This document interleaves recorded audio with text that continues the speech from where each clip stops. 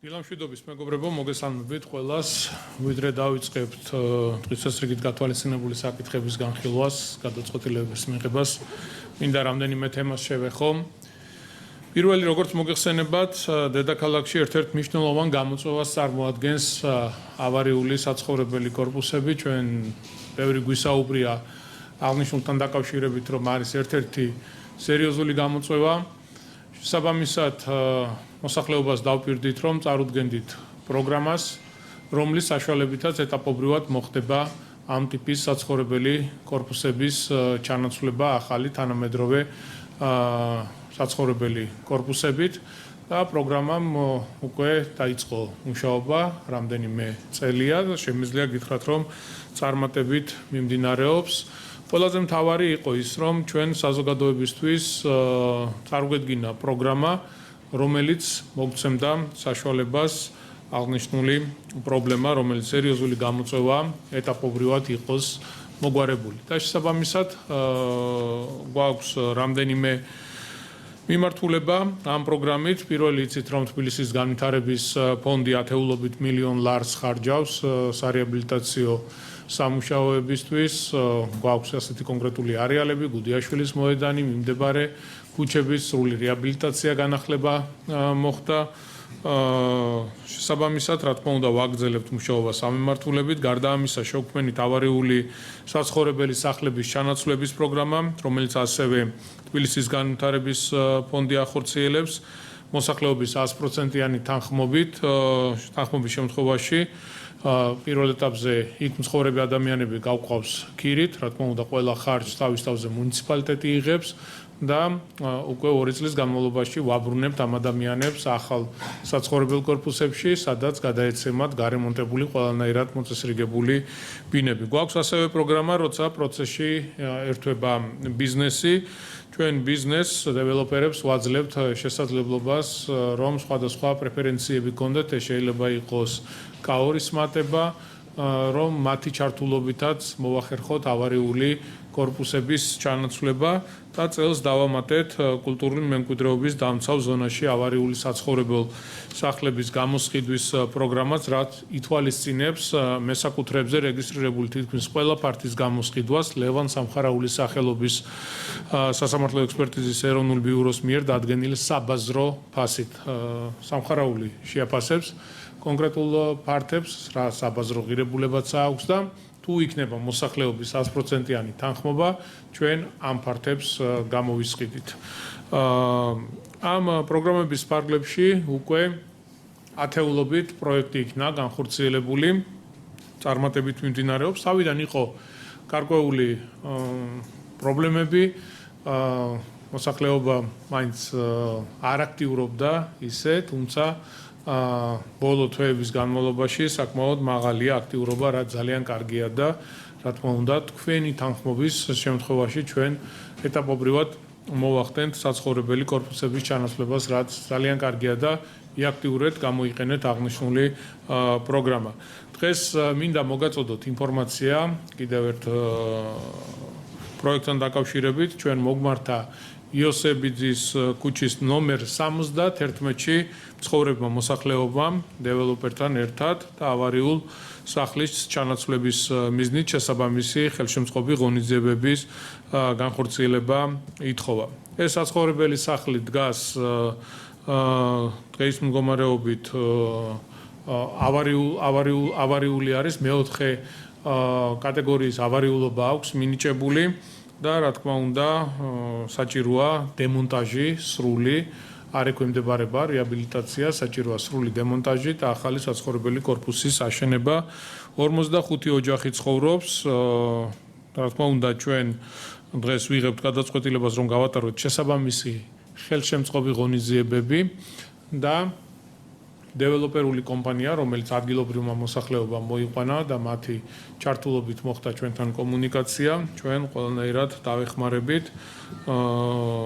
მოხდება აღნიშნული 5-სართულიანი შენობის დემონტაჟი და როგორც გითხარით, აშენდება ახალი საცხოვრებელი კორპუსი და ამ ოჯახებს გადაეცემათ გარემონტებული ყველანაირად მოწესრიგებული ბინის ფართები. კიდევ ერთხელ მინდა მიმართოთ ჩვენს მოსახლეობას, რომ გამოიყენეთ ეს შესაძლებლობა იაქტიურეთ და მუნიციპალიტეტი ყველანაირად გვერდში დაგიდგებათ, დაგეხმარებათ, რომ მოხდეს ავარიული საცხოვრებელი სახლების იმ სახლების, სადაც თქვენ ცხოვრობთ, სადაც საშიშია ცხოვრება, არის ბევრი მისამართი, საიდანაც მოსახლეობა გაყვანილი გვყავს და მიმდინარეობს სამუშაო პროცესი, რომ მოვახდინოთ ჩანაცვლება ახალი საცხოვრებელი კორპუსით, თუმცა არსებობს გამოწვევებიც, ამაზეც უნდა ვისაუბროთ, არ უნდა მოგვერიდოს, რომ არის კონკრეტულ მისამართებზე ადამიანები, ვინც ითხოვს გადამეტებულ ფართს, რისი შესაძლებლობად მუნიციპალიტეტს არ გააჩნია, კანონი გზღუდავს, არ გვაქვს ჩვენ ამის გაკეთების უფლება, თუმცა ის ფართები, რომელიც თქვენზე არის რეგისტრირებული, კიდევ ერთხელ პირობას გაძლევთ, რომ თქვენ გადმოგეცემათ ახალ აშენებულ საცხოვრებელ კორპუსებში ყველანაირად მოწესრიგებული, გარემონტებული იმ ფართის და იმ ზომის ბინები, რაც თქვენზეა რეგისტრირებული. ამიტომ ძალიან მნიშვნელოვანი პროგრამა არის და გამოიყენეთ თქვენი კეთილდღეობისთვის, რაც ძალიან მნიშვნელოვანია. როგორც იცით, რუსთაველის გამზირის მასშტაბური სარეაბილიტაციო სამუშაოები დავიწყეთ 23 ივლისს, რის გამოც საავტომობილო მოძრაობა სრულად შეიზღუდა.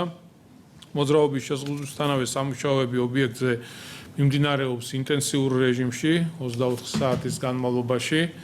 ამ დროისთვის მთლიანად დასრულებულია ასფალტის საფარის მოფრეზვის სამუშაოები, რაც პროექტის საწყისი ეტაპი იყო. უკვე მეორე დღიდანვე ობიექტზე შევიდა კომპანია GVP, რომელმაც წყალმომარაგებისა და წყალარინების მოძველებული ქსელების სრულ მასშტაბიანი განახლება დაიწყო.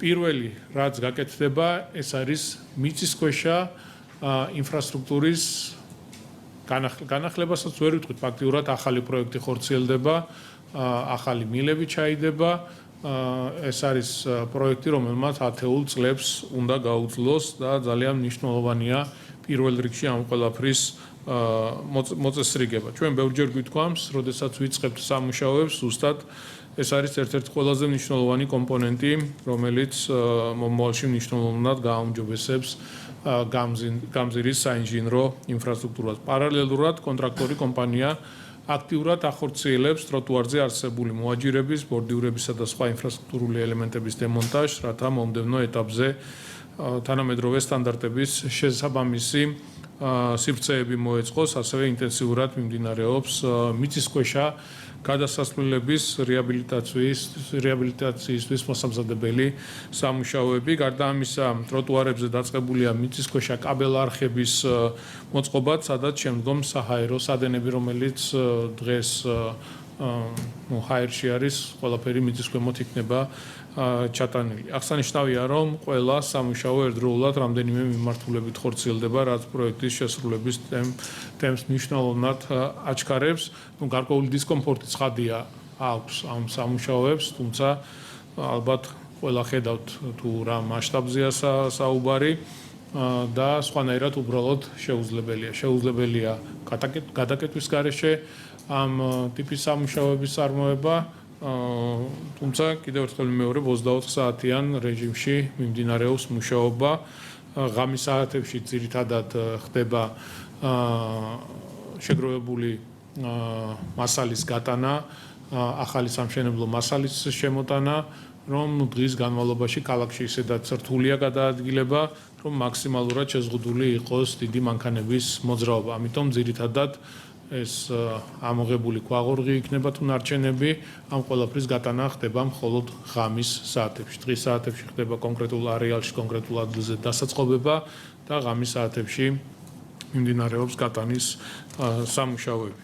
კიდევ ერთხელ ბოდიში ამ დისკომფორტისთვის, თუმცა სხვანაირად სამუშაოების წარმოება შეუძლებელია. თბილისის მერიის გარემოს დაცვის საქალაქო სამსახური ჟიულის შარტავას ნომერ 16-ის მიმდებარე სკვერის რეაბილიტაციას ახორციელებს. პროექტის ფარგლებში მოეწყობა განათების ქსელი, სარწყავის სისტემა, სასეირნო ბილიკები, ასევე განახლდება საპარკო ავეჯი. რის შედეგადაც სკვერი თანამედროვე სტანდარტების შესაბამის და კომფორტულ რეკრეაციულ სივრცედ გადაიქცევა, სადაც ადამიანებს ექნებათ საშუალება ნორმალურ გარემოში დასვენების. გარდა ამისა, ახალი ხელმძენარეები დაირღვება, ჩატარდება გამწვანების შესაბამისი სამუშაოები. დიდი არ არის ტერიტორია 2000 კვადრატზე ცოტა მეტია, თუმცა აღნიშნული სივრცის მოწყობა, გალამაზება არის ძალიან მნიშვნელოვანი. კლდანის გამგეობამ მნიშვნელოვანი და მასშტაბური პროექტის განხორციელება დაიწყო ორ ქუჩაზე, სადაც აქამდე ასფალტის საფარი არასდროს არ ყოფილა, არ დაგებულა, რადგან მიწისქვეშა კომუნიკაციები ფაქტიურად არ არსებობდა, უდიდეს პრობლემას წარმოადგენდა. საუბარია ტაძრისა და მონასტრის ქუჩებზე. სანიაღვრე ქსელის მოწყობის სამუშაოები მიმდინარეობს და ამის შემდეგ მოხდება ასფალტის დაგება, ყველანაირად მოწესრიგებული იქნება და განახლებული იქნება. ადგილობრივი მოსახლეობისთვის ძალიან მნიშვნელოვანი იყო ამ პროექტის განხორციელება, იმიტომ გზა არასდროს იყო მოასფალტებული, წვიმიან ამინდში გადაადგილება უბრალოდ შეუძლებელი იყო, უდიდეს პრობლემას წარმოადგენდა და ძალიან მნიშვნელოვანია ამ სამუშაოების წარმოება. კიდევ ერთი ქუჩის კაპიტალური